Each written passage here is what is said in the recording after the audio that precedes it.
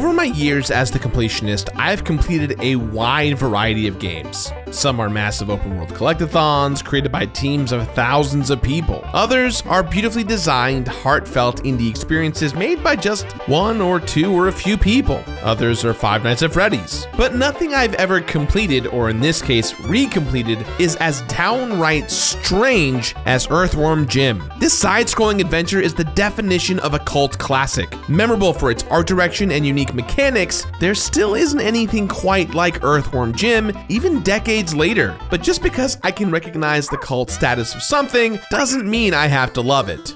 Hey everyone, and welcome back to another episode of the Completionist New Game Plus, the show where I am recompleting the first 120 games I ever featured here on the channel. More on that in the box down below, but more importantly, while you're down there, there's a link for our Patreon, patreon.com/thecompletionist, that recently got a huge facelift. We are simplifying all of our tiers and making things a little more agile and more consumable for you guys at home. So, for this month specifically, we have the completion bonus perk. And this month, the big perk is that I'm going to have a sit-down interview with the folks at Yacht Club Games to talk about their brand new Kickstarter game they're working on called Mina the Hollower. I got to debut on X-Play to the World, and they've raised $1.3 million for their brand new game. It's very exciting, and you guys get to ask them questions, and I will have a one-on-one interview with them. So if you want to join us, patreon.com//the Completionist. Whew. Now, let's talk about Earthworm Jim. One of the weirdest games I have ever played in my entire life, let alone my entire adult life. And the battle continues. This could turn it all around. This bout will determine who is the strongest once and for all.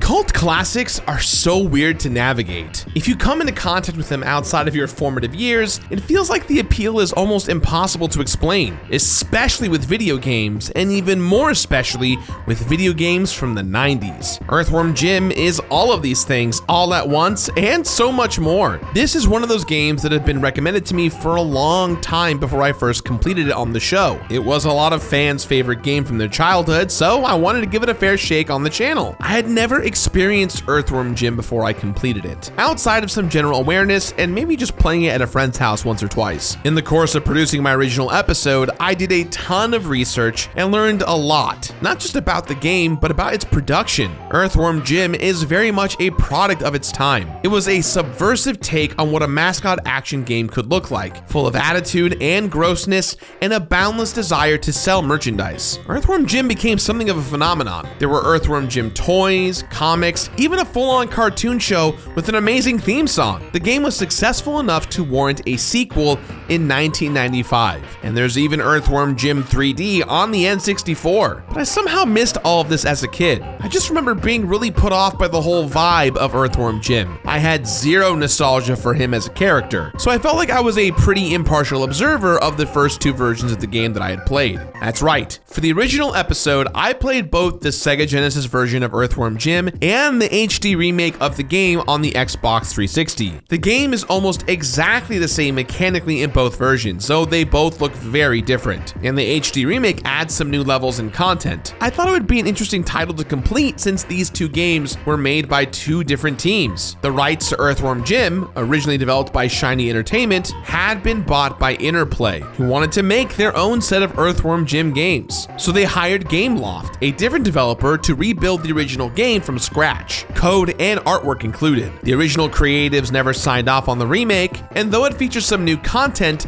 it didn't exactly reignite the world's love for the property. The game is first and foremost a 2D platformer with some running and gunning. It is divided into levels, some of which are surprisingly long, with boss fights and a kind of asteroid dodging minigame in between stages. Jim can pick up atoms to keep his health percentage up. Layered over everything is a singular sense of gross out humor with an extremely surreal art style. In my original video, I compared and contrasted the Genesis version to the HD remake, going really in depth into what made each version stand out. And of course, I did earn all 12 achievements from the HD remake too. In the end though, I ended up giving Earthworm Jim a play it rating. as I felt like I couldn't really recommend this game to anyone who didn't really have some kind of attachment to the Jimminess of it all. But even though I was pretty critical of the original game and its remake, that episode was an important one for me creatively. I really made an effort to do something different with the structure of the episode, and the end result was something I was very proud of. But I also learned a few lessons that I'm still grappling with, even for this remake of an episode about a remake of a cult classic game. This is one of those games where the game itself might be memorable, but the creatives involved in the making of it bring a lot of baggage to any conversation. Doug TenNapel, the artist who invents Earthworm Jim, and who even does his voice in the game, has voiced some pretty controversial opinions that I very much personally disagree with. Tommy Tallarico, who composed the music for this game, which to be clear, slaps, as well as other games out there, seems to be running a long grift with the Intellivision Amico console, a device that may or may not even be released. It's been a few years since my original video, and things feel really different now, especially surrounding some of the folks who are the voices behind this property. I want to talk about what's here right in front of us, but it is difficult to talk about Earthworm Jim in a vacuum. The character became a semi-icon for a bit, but these days, his star has kind of fallen. It is always hard to talk about art, especially when the creatives behind whatever the topic is have the slightest hint of controversy, and it is especially difficult to have these conversations online where nuance goes to die.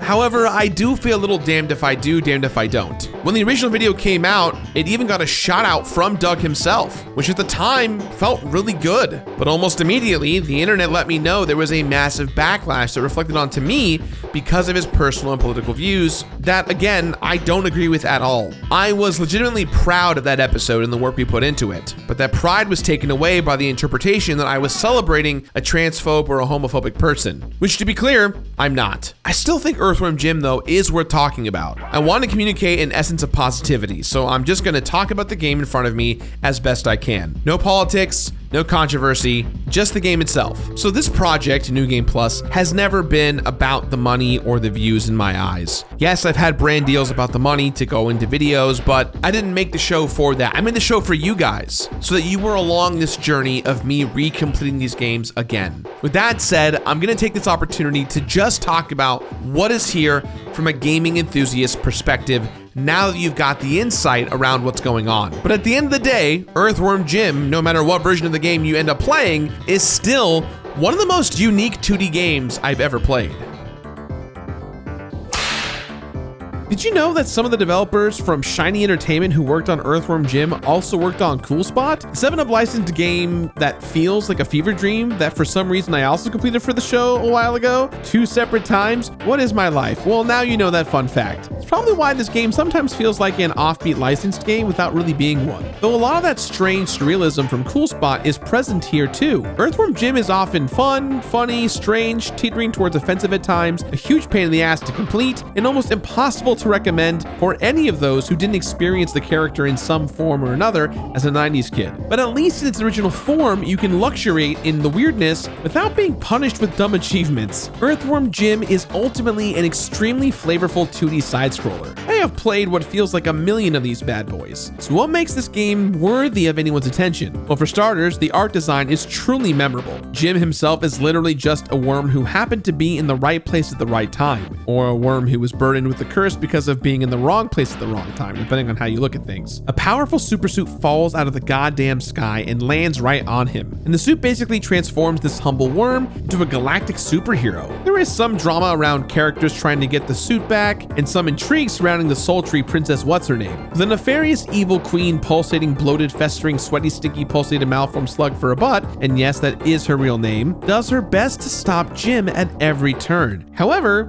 the in-game story, outside of that, barely exists. So for this episode, I went back to the basics and completed the Super Nintendo version, which is nearly identical to the Sega Genesis version of this game. That means no intro cutscenes, not even the low-res versions of the cool comic panels from the 360 remake. You are basically thrusted into the action right away. And honestly, if you're gonna play Earthworm Jim, this is one of the best ways to do so. Because really, this game is about throwing novel ideas at the player one after another. Jim has a few core moves, notably the ability to use his worm head as a whip to swing and sort of grapple around. But nearly every level introduces some new mechanic that is swapped out in favor of something else almost immediately. Now, I'm not saying Earthworm Jim's gameplay is on the level of It Takes Two in terms of sheer variety, but the fact that this side-scroller was playing around with this idea feels pretty novel for its time. Rather rather than just blasting your way to the end of a level like in Contra, I often had different objectives mixed in, like escorting an alien dog without it getting killed, or trying to navigate my weird submarine without running out of air, or participating in some weird form of bungee jumping competition against a snot monster, which is really gross to think about. The levels can be tough, but on the Super Nintendo, the only real challenge I had to overcome was making it to the very end, thank God. This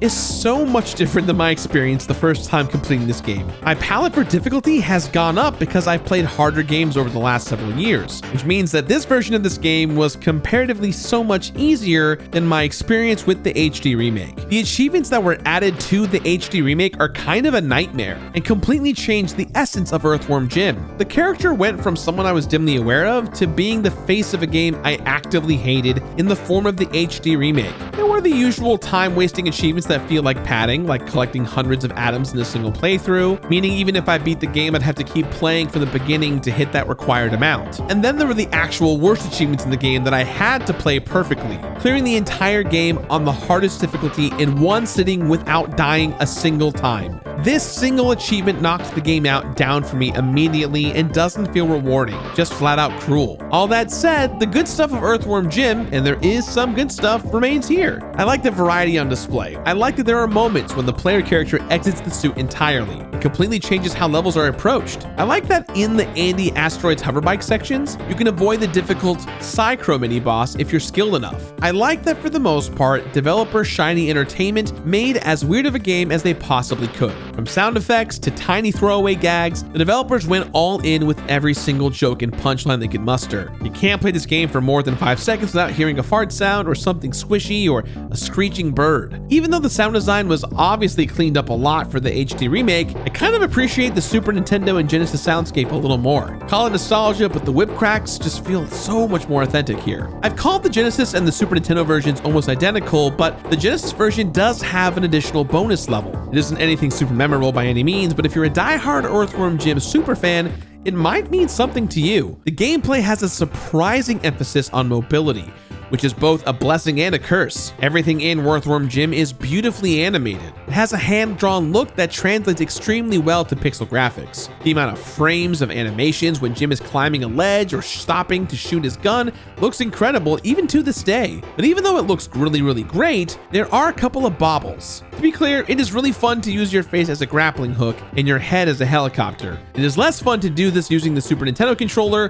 where the angles and some hit detection are all kinds of messed up. Swinging can be really difficult, and figuring out jump arcs is tough at times. But the game does this so much more differently than its other contemporaries that I can't help but respect the bastard. One change I had a hard time readjusting to was the way Jim's gun works in the original versions versus the HD remake. The power-ups for the blaster, which lets Jim shoot a huge powerful laser, must be used immediately in the Super Nintendo and Genesis versions, instead of letting the player hold on to them like you can in the remake. It's a nice mechanical change in the HD version, but it wasn't a deal breaker for me to go back to the old way when I recompleted this game again. Now, a lot of the cult classic status that I've talked so much about comes down to art direction and style. I have to say that I find the pixelated grooviness of the Super Nintendo and Genesis versions much more enjoyable for me. The SNES and Genesis versions were essentially developed simultaneously, which is why they play so similarly. Going back to what I mentioned earlier about having grown up with a thing that makes that thing more enjoyable, for me, that's gotta be the 16-bit graphics. The average person who has never heard of Earthworm Jim might prefer the totally redone art style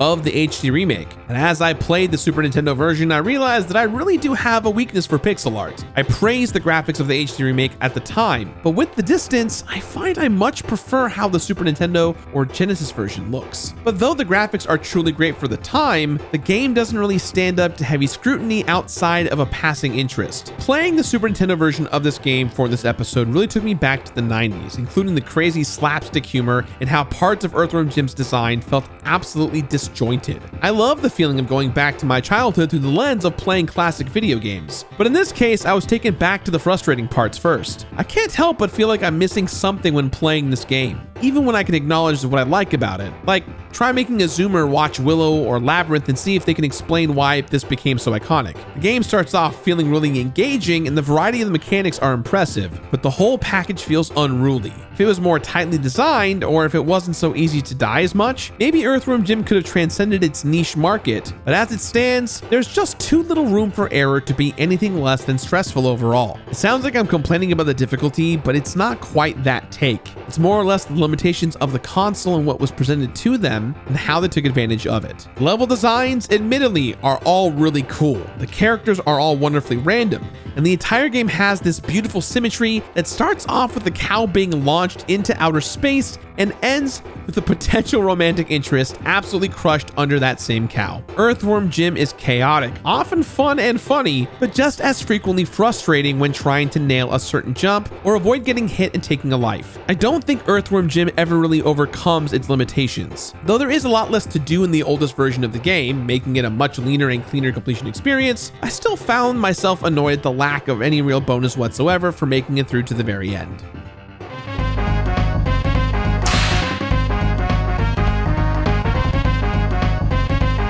Completing Earthworm Jim on the Super Nintendo is significantly easier than completing the HD remake by all means, but this game still falls into the trap of so many of its contemporaries. A difficult endgame with nothing to show for it on the other side. There are the bragging rights that come with overcoming a challenge, but that isn't enough to make Earthworm Jim transcend its novelty status. Completing this version of the game meant I didn't have to worry about the bullshit collectibles or achievements, but there just isn't a lot to latch onto for completionists in this game. Cleared all 7 levels, and that was it basically. You don't earn anything, there aren't any unlockables. It's a pretty short game that can be beaten with simple trial and error.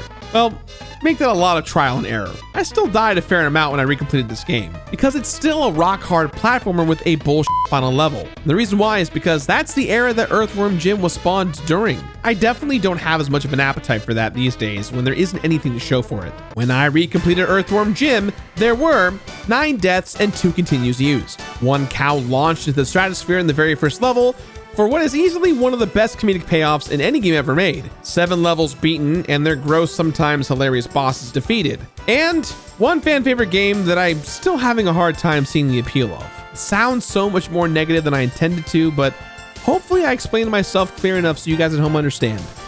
I've said it before, and I will say it again. Earthworm Jim is a very strange little game. It is a product of its time that occasionally feels ahead of its time. Something that probably couldn't be made today outside of an indie market.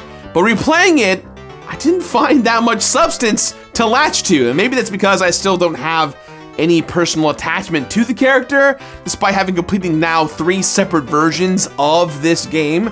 I'm honestly not even sure where you can find the HD remake anywhere these days. It was delisted from the PS3 and Xbox 360 digital stores due to some copyright issues. So if you want to get your fix, you're probably going to have to get the best looking copy for the Genesis or the Super Nintendo. And I believe there's even one by IM8-bit, like they did like an anniversary collection that has both games. But it's pretty expensive because it's a repro cart. So just be in the know of that. Even though completing the original versions doesn't feel as soul-crushing as the HD remake, my feelings pretty much stay the same right here, which I think is kind of rare. There are very few games on the show where I feel like, yeah, my opinion stayed the same the whole time. So, with that in mind, guys, I still give this game my completionist rating of play it.